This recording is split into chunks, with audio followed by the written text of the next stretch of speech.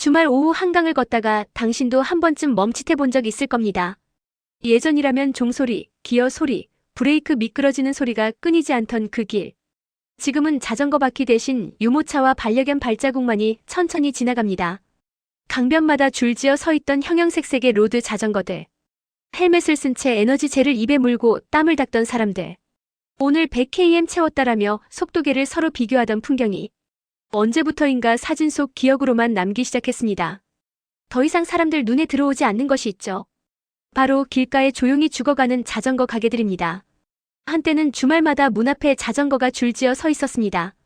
펑크 수리, 브레이크 조정, 기어 세팅을 기다리는 손님들 때문에 작은 가게 안에서 웃음소리와 콤프레셔 바람 소리가 뒤섞였죠.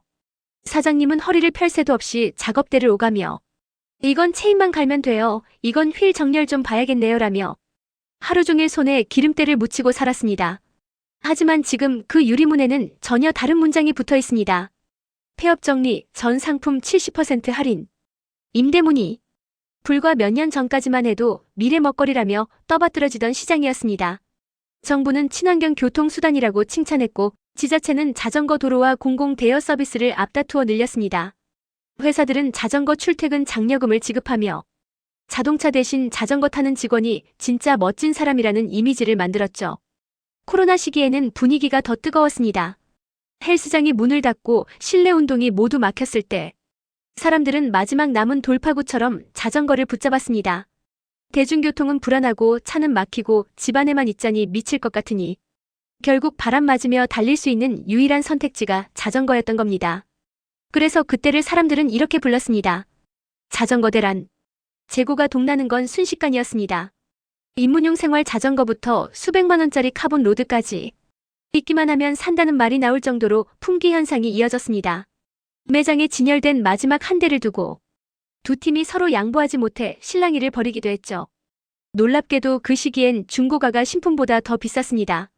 정가 100만 원이던 모델이 130만 원, 150만 원에 거래됐고 몇 달 타던 자전거를 팔아서 수익을 남기는 기현상까지 벌어졌습니다.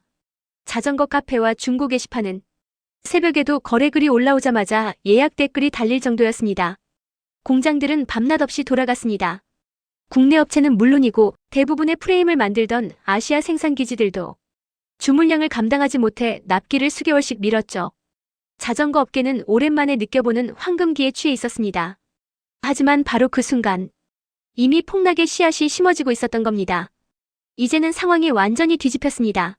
한때 주문을 쓸어 담던 업체들은 창고를 가득 메운 재고 더미를 바라보며 한숨을 쉽니다. 코로나 특수를 기대하고 앞다투어 늘렸던 생산량이 수요가 사라진 뒤 고스란히 재앙으로 돌아온 것입니다. 매출은 줄어드는데 고정비는 그대로입니다.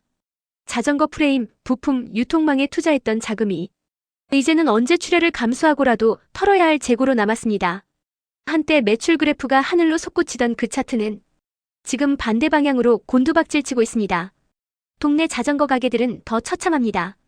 코로나 때 무리해서 대출을 받아 가게를 확장하고 고급 라인업을 들여왔던 사장님들은 이제 진열대에 먼지 쌓여가는 자전거를 바라보며 언제까지 버티느냐만 계산하고 있습니다.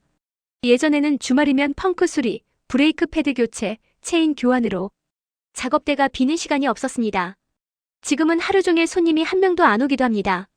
그 사이 월세, 관리비, 전기요금은 한 번도 내려간 적이 없습니다. 놀랍게도 이건 한국만의 이야기가 아닙니다.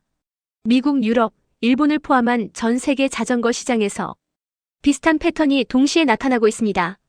코로나 시기에 폭발했던 수요가 마치 누군가 스위치를 내린 것처럼 꺼져버렸고 그 뒤에는 파산, 구조조정, 대규모 재고 세일이라는 똑같은 결말이 줄줄이 이어지고 있습니다. 한때 미래형 레저 산업이라고 불리던 자전거 시장이 왜 이렇게 짧은 시간 안에 붕괴의 벼랑 끝으로 내몰리게 되었을까요? 단순히 경기가 나빠져서일까요? 사람들이 갑자기 운동을 싫어하게 되어서일까요? 겉으로 보이는 이유는 많습니다. 고물가, 고금리, 생활비 부담, 러닝과 헬스장으로 이동한 운동 트렌드, 전기 자전거와 킥보드 같은 대체재의 등장까지. 하지만 이 모든 것은 표면에 드러난 조각일 뿐입니다. 조금만 깊게 들여다보면 우리는 전혀 다른 진실과 마주하게 됩니다. 이 시장은 사실 코로나 특수를 핑계로 한 번도 지속 가능한 구조를 갖추지 못한 채 거대한 거품 위에 서 있었던 것일지도 모릅니다. 결국 질문은 하나로 모입니다. 불과 몇 년 전만 해도 이제는 자전거 전성시대가 온다고 외치던 시장이 왜 이렇게 순식간에 순환 불능 상태에 빠졌는가? 당신이 알던 자전거 붐은 정말 건강한 성장이었을까요? 아니면 언젠가 터질 수밖에 없었던 버블이었을까요? 그리고 더 중요한 질문. 지금 이 순간 출퇴근용 자전거, 주말 라이딩, 동네 샵, 자전거 공장까지 이 산업 전체를 조용히 짓누르고 있는 보이지 않는 구조적 문제는 도대체 무엇일까요? 오늘 영상에서는 자전거 시장의 급부상과 급추락이 어떻게 만들어졌는지, 정부 정책, 코로나 특수, 소비 심리, 글로벌 공급망까지 겹겹이 쌓인 요인들을 하나씩 벗겨보려고 합니다. 한강 자전거 도로가 한산해진 이유, 당신 동네 자전거 가게에 폐업 세일 현수막이 붙은 진짜 이유, 지금 자전거를 갖고 있는 사람과 자전거로 먹고 살아야 하는 사람에게 앞으로 어떤 미래가 기다리고 있는지까지 처음부터 끝까지 이 시장의 흥망성쇠를 차분히 따라가 보겠습니다. 아마 이 이야기 남 얘기처럼 안 들리실 겁니다. 당신도 자전거 한 번쯤은 진지하게 들여다봤던 사람이니까요. 어느 날 회사에서 스트레스 잔뜩 쌓인 채 퇴근하던 길, 유튜브 알고리즘이 보여준 한강 라이딩 브이로그 하나. 캄캄한 밤, 도시 불빛 아래를 시원하게 가르는 라이더의 영상이 이상하게도 마음을 사로잡았던 기억 있으시죠? 나도 저렇게 한번 달려볼까? 그렇게 시작됐습니다. 검색창에 입문용 자전거 추천을 쳐보고 로드 vs 하이브리드 비교 영상 보고 자전거 카페 가입해서 눈팅만 몇 주 하다가 결국 주말에 동네 샵 문을 조심스럽게 밀어 들어갔던 그날. 알루미늄 프레임이냐 카본이냐, 기어는 몇 단이냐, 브레이크는 뭐가 좋냐. 사장님의 설명은 솔직히 반도 못 알아들었지만 시승 삼아 골목 한 바퀴 도는 순간 느낌은 분명했습니다. 아, 이거다. 그렇게 월급 몇 달치를 쪼개어 자전거 한 대를 들였습니다. 헬멧이랑 장갑, 바지, 장갑, 후미 등 속도계까지 장바구니에 담고 나면 계좌장고는 눈에 띄게 얇아졌지만 집에 돌아오는 발걸음만큼은 묘하게 가벼웠죠. 거실 한켠 TV 옆에 세워둔 자전거를 한 번씩 힐끗힐끗 쳐다보며 혼자 흐뭇해했던 그 시기. 출근 준비하다가도 퇴근 후 누워서도 머릿속에는 이번 주말에는 어디까지 가볼까가 떠나질 않았습니다. 주말 아침 아직 사람도 많지 않은 한강 자전거 도로를 시원한 바람 맞으며 달릴 때 느끼던 그 해방감. 스마트워치에 찍힌 오늘 소모 칼로리 숫자를 보면서 그래, 이 정도면 치킨 한 마리쯤은 괜찮지라며 스스로를 설득하던 그 뿌듯함. 그때만 해도 자전거는 단순한 취미가 아니었습니다. 힘든 직장생활 버티게 해주는 탈출구였고 언젠가 체중 2자릿수로 만들겠다는 작은 목표였고 조용히 혼자 있을 수 있는 몇 안 되는 시간이기도 했습니다. 그런데 언젠가부터 조금씩 달라지기 시작했습니다. 한강에 나가면 예전만큼 자전거가 많지 않다는 걸 어느 순간부터 희미하게 느끼셨을 겁니다. 속도 내며 달리는 로드보다 천천히 걷는 사람, 반려견 산책 나온 사람이 더 눈에 띄기 시작했죠. 당신의 자전거도 마찬가지였습니다. 처음엔 주말마다 타겠다고 다짐했지만 한 번 비 오고 한 번 약속 생기고 한 번은 야근하고 한 번은 그냥 피곤해서 쉬고 그렇게 2주, 3주를 건너뛰다 보니 어느새 페달을 밟는 대신 자전거 위에 빨래 건조대처럼 옷이 걸리기 시작합니다. 한때는 사진 찍어서 자랑하던 그 자전거가 이제는 거실에서 애매하게 자리를 차지하는 짐처럼 느껴지기도 합니다. 현관문 열 때마다 살짝 걸리적거리고 베란다에 세워두면 가족들의 눈총을 받습니다. 이거 도대체 언제까지 둘 거야? 반대로 당신이 자전거를 팔아본 사람이라면 또 다른 종류의 허탈함을 느껴봤을 겁니다. 코로나 때는 조금만 멀쩡해 보여도 혹시 판매되나요? 라는 연락이 쏟아졌는데 지금은 반값, 3분의 1 가격에 올려도 조회수만 올라가고 연락은 오지 않습니다. 설명란에 실사용 5회 미만, 거치만 해둔 제품입니다라고 적어도 혹시 더 깎아주실 수 있나요? 라는 가격 흥정만 몇 번 오갈 뿐 실제 거래로 이어지지 않는 경우가 더 많습니다. 계산기를 두드려보면 더 씁쓸합니다. 처음 자전거 샀던 돈, 장비에 쏟아 부은 돈, 그동안의 감가를 합산해보면 이 취미에 내가 쏟아부은 게 도대체 얼마야? 라는 생각이 들면서 괜히 스스로가 어리석게 느껴지기도 합니다. 자전거 가게 사장님들의 마음은 또 어떨까요? 당신이 처음 자전거를 맞추러 갔을 때 프레임에서 바퀴까지 일일이 손으로 조정해주던 그 사장님. 브레이크는 이렇게 잡으셔야 해요. 코너 돌 땐 이렇게라며 자전거보다 더 반짝이는 눈으로 설명해주던 그 사람 말입니다. 지금 그 가게에는 당신 같은 입문 손님이 거의 오지 않습니다. 과거에는 사장님 이번에 새 모델 나왔다면서요? 이번엔 카본으로 한번 가볼까요? 라며 업그레이드를 고민하던 단골들이 있었는데 이제는 가끔 찾아와서 사장님 이거 그냥 팔아야 할까 봐요. 요즘 타러 나갈 시간도 없고 집에서도 눈치도 좀 보여서요. 이런 이야기를 털어놓는 손님이 더 많습니다. 사장님들은 누구보다 잘 압니다. 지금 이게 단순한 불경기 때문만은 아니라는 걸요. 헬멧과 장갑, 라이트 몇 개 팔아서 임대료와 전기요금을 감당하기엔 턱없이 부족하다는 걸 언젠가부터 조립대 위에 올라오는 자전거보다 왠지 폐업 정리 세일 문구가 더 익숙해졌다는 걸 아마 이런 생각 한 번쯤 해보셨을지도 모릅니다. 그래도 운동은 해야 하니까 러닝으로 바꿀까? 요즘 다들 헬스장 가던데 그냥 PT 받을까? 이래저래 귀찮으니 그냥 킥보드나 하나 탈까?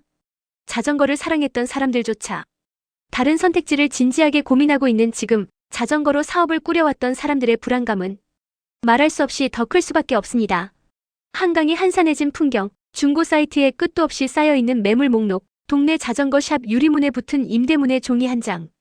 이 모든 장면들이 사실은 하나의 질문을 던지고 있습니다.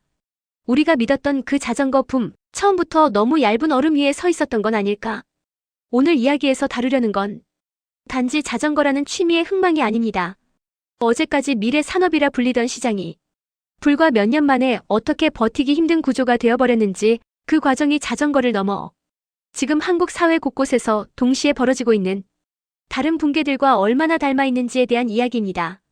당신이 한 번쯤 꿈꿨던 주말 라이더의 삶과 당신 동네에서 20년을 버텨온 사장님의 삶이 어떻게 같은 파도에 휩쓸려가고 있는지 이제부터 그 내막을 조금 더 깊게 들여다보겠습니다. 이제 본격적으로 불과 몇 년 전까지만 해도 황금기라 불렸던 자전거 산업이 어떻게 이렇게까지 무너졌는지 숫자로 설명해 드리겠습니다. 막연한 느낌이 아니라 데이터로 확인되는 붕괴의 정체입니다. 1. 코로나 이후 반복되지 않는 수요의 붕괴. 자전거 산업의 가장 큰 비극은 바로 이것입니다. 코로나 기간 동안 자전거 시장은 정상적인 성장이 아니라 비정상적인 급등을 경험했습니다.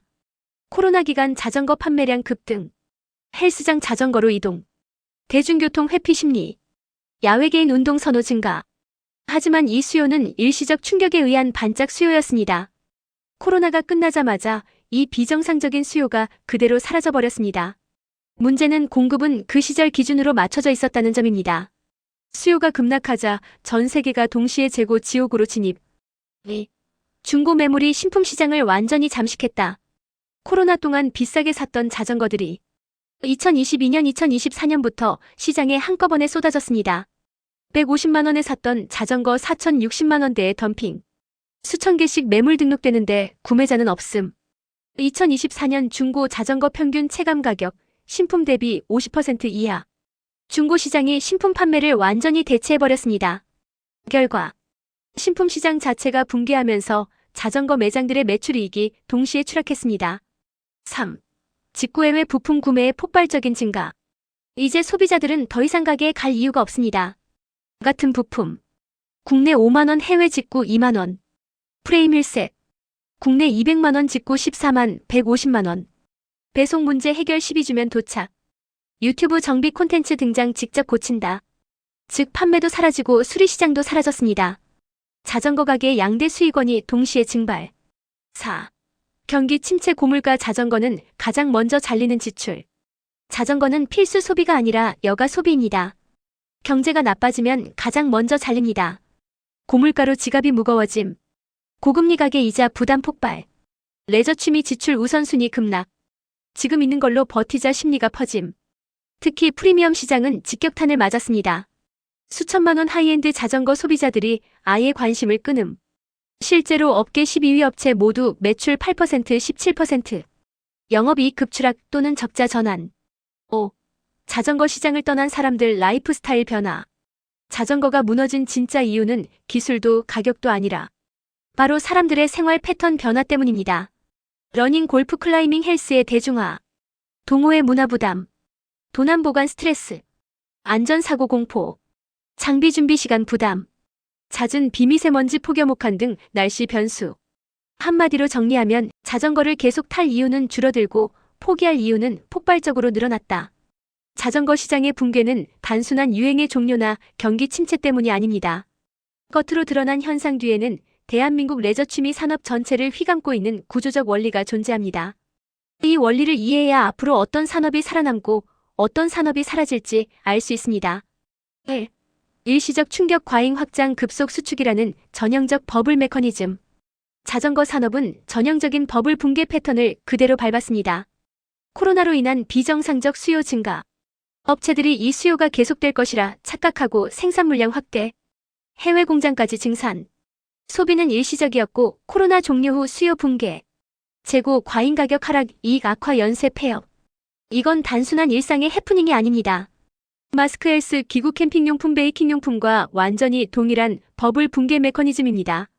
즉 자전거 산업의 추락은 예외가 아니라 필연적 결말이었다. 2. 중고 시장이 신품을 잠식하는 카니발라이제이션 구조. 자전거 시장이 특히 위험한 이유는 중고의 파괴력이 너무 크기 때문입니다. 보통 신제품은 교체 수요가 새롭게 발생해야 시장이 유지됩니다. 하지만 자전거는 교체 주기가 매우 길고 고장도 잘 안 납니다. 그러다 코로나 때 대량으로 팔린 자전거가 34년 뒤 한꺼번에 중고 시장에 등장했습니다. 그 결과 중고 공급 급증, 중고 가격 폭락, 신품 수요 초토화, 자전거 가게의 마진 구조 붕괴. 경제학에서는 이를 내부 시장 잠식 캐너벌리제이션이라고 부릅니다. 즉 자기 산업이 자기 산업을 집어삼키는 구조적 자해입니다. 3. 플랫폼 직구의 구조가 오프라인을 완전히 죽이는 구조. 자전거는 인터넷 정보 접근성이 가장 높은 취미 중 하나입니다. 유튜브의 모든 리뷰 존재, 카페의 모든 비교 자료 존재, 부품은 해외 직구가 절반 가격, 조립 정비 세팅까지 튜토리얼 완비. 이 구조가 의미하는 것은 단 하나입니다. 자전거는 오프라인의 정보 우위를 잃어버린 산업이다.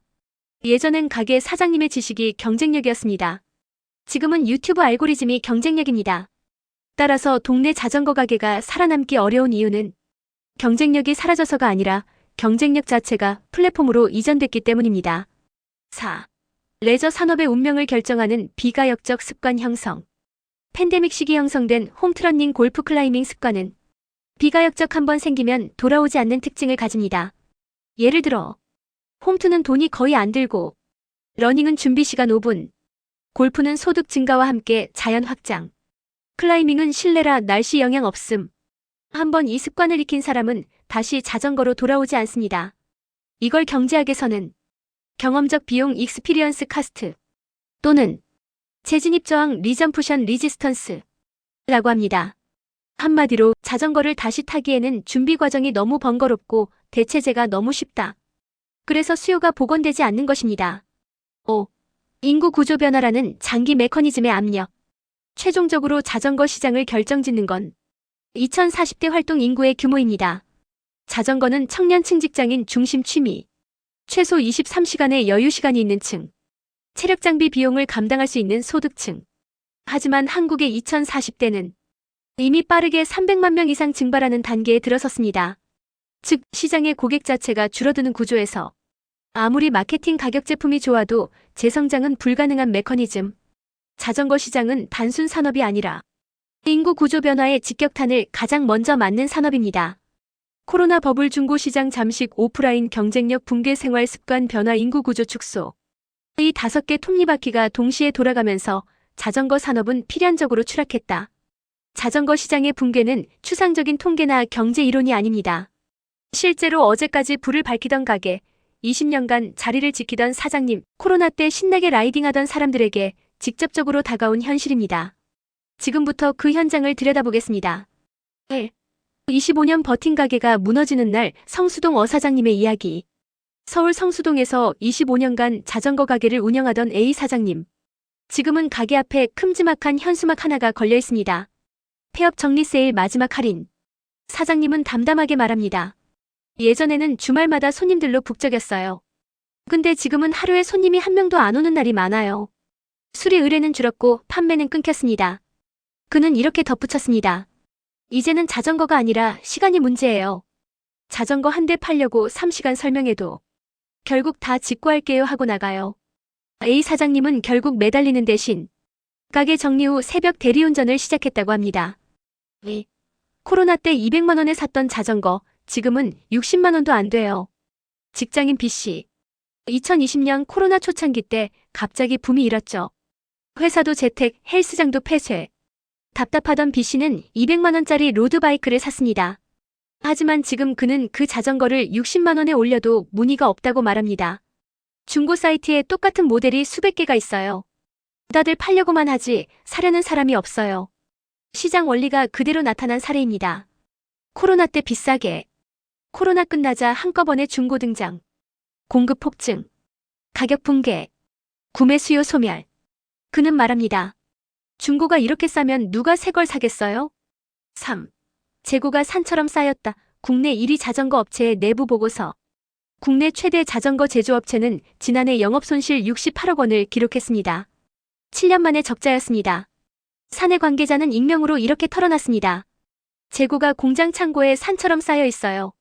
코로나 때 수요 폭증한다고 해서 생산량 늘렸는데 정상화되자 완전히 멈춘 거죠. 그는 덧붙였습니다. 지금은 할인해도 안 팔려요. 살 이유가 없어진 게 가장 큰 문제입니다. 4. 자전거 타러 나온 사람보다 러닝하는 사람이 더 많아졌다. 한강공원 풍경 변화. 한강 자전거 도로를 보면 변화가 명확합니다. 2016만 2019년 주말이면 통행량 폭증. 2020만 2021년 코로나 특수로 더 붐빔. 2023만 2024년 러닝 인구가 자전거 인구를 역전. 실제로 서울시 공원 통계에 따르면 2022년 대비 2024년 한강 자전거 이용 건수는 약 27% 감소, 반면 러닝워킹 이용은 31% 증가한 것으로 나타났습니다. 러닝은 준비 5분, 자전거는 준비 30분. 이 차이가 결국 거대한 소비자 이동을 일으켰습니다. 5. 중고시장 때문에 신품이 죽는다. 온라인 커뮤니티의 현실. 자전거 커뮤니티 시카페에 올라온 실제 글입니다. 150만 원짜리 자전거 45만 원에 내립니다. 집에 방이 좁아서 치울 데도 없고 그냥 다른 운동 하려 합니다. 댓글에는 이렇게 달려 있습니다. 요즘 자전거 안 팔려요. 가격 더 내려야 할 듯해요. 중고가 너무 많아서 수요가 없어요. 저도 파는 중인데 문의가 전혀 없네요. 이 댓글들은 시장 전체가 공급 과잉 가격 붕괴 신품 시장 마비의 구조 속에 있다는 걸 그대로 보여줍니다. 6. 직접 고치죠. 유튜브 보면 다 나옵니다. 오프라인 수리소의 사망 원인. 수리 전문 사장님 D씨는 이렇게 말합니다. 펑크, 브레이크, 체인 청소 같은 건 다들 집에서 해요. 유튜브 보면 다 나오거든요. 실제로 유튜브에 자전거 정비 검색하면 조회수 10만 200만짜리 영상이 수백 개 있습니다. 펑크 수리, 변속기 세팅, 패드 교체, 윤활 청소, 브레이크 조정. 과거에는 가게에 맡길 일들이 지금은 누구나 10분이면 해결 가능합니다. 수리는 자전거 가게의 마지막 남은 현금 흐름이었는데 이마저도 플랫폼이 대체해버린 셈입니다. 7. 가장 비싼 취미가 됐다. 30대 여성 E씨의 그만둔 이유. E씨는 로드바이크 입문 1년 만에 자전거를 팔았습니다.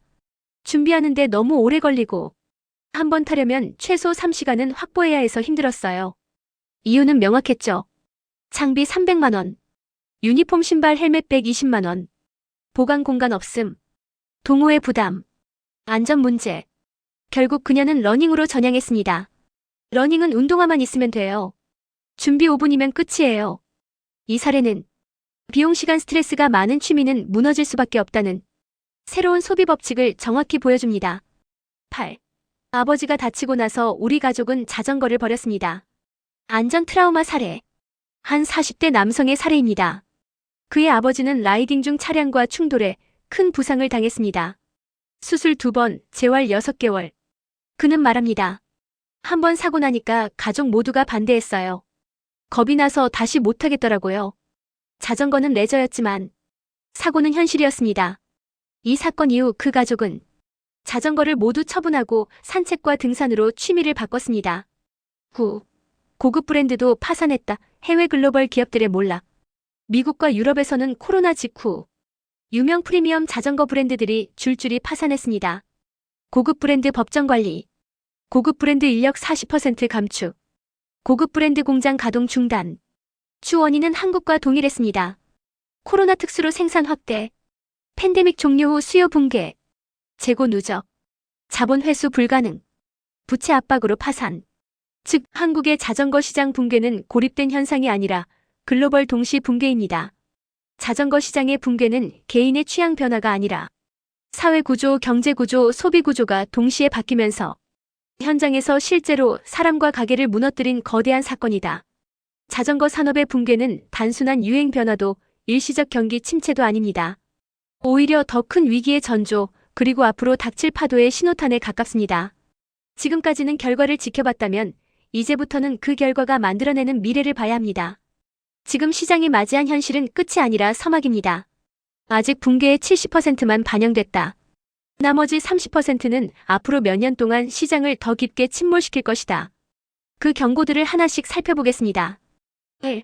중고 가격 붕괴는 아직 바닥이 아니다. 가치 하락의 2차 충격. 중고 시장은 이미 폭락했습니다. 100만원짜리가 40만원, 30만원까지 떨어졌죠. 하지만 전문가들은 말합니다. 이건 바닥이 아니라 중간 단계입니다. 그 이유는 명확합니다. 더 많은 매물이 곧 쏟아진다. 코로나 때 산 수십만 대의 자전거가 앞으로 12년 사이 전부 매물로 풀릴 겁니다. 겨우 시작된 금리 인하 기대로 소비는 더 얼어붙는다. 소득이 회복되지 않으면 취미와 레저는 가장 먼저 지출에서 사라집니다. 중고 가격이 더 떨어져야 거래가 다시 움직인다. 거래량을 살리려면 가격이 더 하락하는 바닥 찍기 과정이 필수입니다. 즉, 지금 중고 가격은 바닥이 아니라 예고편입니다. 2. 신규 진입자 절벽 가장 무서운 지표. 아무리 경기가 안 좋아도 시장은 새로운 사람이 들어오면 다시 살아날 수 있습니다. 하지만 지금 자전거 시장에서 가장 무서운 숫자는 이것입니다. 신규 입문자 수 코로나 이후 70% 감소. 이건 단순한 감소가 아닙니다. 산업의 고열이 끊어진 겁니다. 신규 입문자는 장비 구입, 수리, 업그레이드, 커뮤니티 활동, 이 모든 소비의 중심입니다. 이들이 사라졌다는 것은 산업의 미래가 사라졌다는 의미와 같습니다. 3. 전기 자전거도 전성기는 아니다. 버블의 그림자. 업계가 마지막 희망으로 붙드는 것이 전기 자전거입니다. 하지만 이 시장도 위험합니다. 공급은 이미 많고 중국산 저가 제품이 폭격처럼 쏟아지고 배터리 안전사고 이슈가 반복되고 부품 가격 경쟁력이 무너지고 소비자의 불황 심리는 여전합니다. 전기 자전거는 성장할 수 있지만 자동차 시장처럼 몇몇 대형 업체만 살아남는 구조로 갈 가능성이 큽니다. 작은 가게와 영세 업체들이 전기 자전거로 살아남을 확률은 매우 낮습니다. 4. 오프라인 가게의 대량 폐업. 이제 파도가 본격적으로 시작된다. 지금도 많은 가게가 문을 닫고 있지만 이건 시작일 뿐입니다. 임대료 정상화. 코로나 때 멈췄던 임대료가 2025년에 다시 오르기 시작했습니다. 인건비 상승, 최저임금 인상은 동네 자전거 가게에 치명적입니다. 수리 판매가 모두 온라인에 밀림. 오프라인 가게가 가진 경쟁력은 매달 조금씩 사라지고 있습니다. 전국에서 자전거 가게 폐업률은 2024년 기준 74% 이상이라는 분석까지 나옵니다. 이 속도라면 35년 안에 동네 자전거 가게의 절반 이상이 사라질 것이라는 경고도 있습니다. 5. 가격이 다시 오를 가능성은 없다. 구조적 하락. 자전거 가격이 다시 전성기처럼 오르는 일은 없습니다. 그 이유는 4가지입니다. 수요가 구조적으로 줄었다. 중고 시장이 새로운 기준이 되었다. 글로벌 공급 과잉이 계속된다. 직구 시장이 가격 기준을 장악했다. 이 4가지가 동시에 존재하는 한 자전거 가격은 예전 수준으로 절대 회복되지 않습니다. 즉, 자전거는 부동산이 아니라 스마트폰처럼 감가가 당연한 상품이 되었다는 의미입니다. 6. 2030세대의 취미 이동은 되돌아오지 않는다. 2030세대가 골프러닝 클라이밍 헬스 테니스로 이동한 건 일시적 유행이 아니라 소비 가치관의 영구 이동입니다. 더 준비 시간 짧고 더 SNS 친화적이고 더 일상에 부담 없는 취미를 원하게 된 거죠. 이 세대가 다시 자전거로 돌아올 가능성은 극히 낮습니다. 7. 인구 구조 변화에 직격탄. 가장 깊숙한 위험. 앞으로 10년간 자전거 시장을 떠받치던 핵심 연령대 2049세는 300만 명 이상 줄어듭니다. 이건 회복이 아니라 30년 내내 감소만 이어지는 인구 그래프입니다. 취미와 레저 산업은 젊은 인구가 줄면 자연스럽게 무너집니다. 자전거 시장은 이 인구 충격을 가장 먼저 맞는 산업 중 하나입니다. 8. 자전거 산업의 붕괴는 다른 영역 붕괴의 예고편. 자전거 산업이 무너지는 이유는 다른 산업에서도 곧 반복됩니다. 고물가, 고금리, 신규 입문자 절벽, 중고시장 포화, 직구와 온라인의 잠식, 인구 급감, 취향 변화, 오프라인의 구조적 쇠퇴. 이 8가지 조건이 모든 취미레저 생활 산업을 동시에 위협합니다.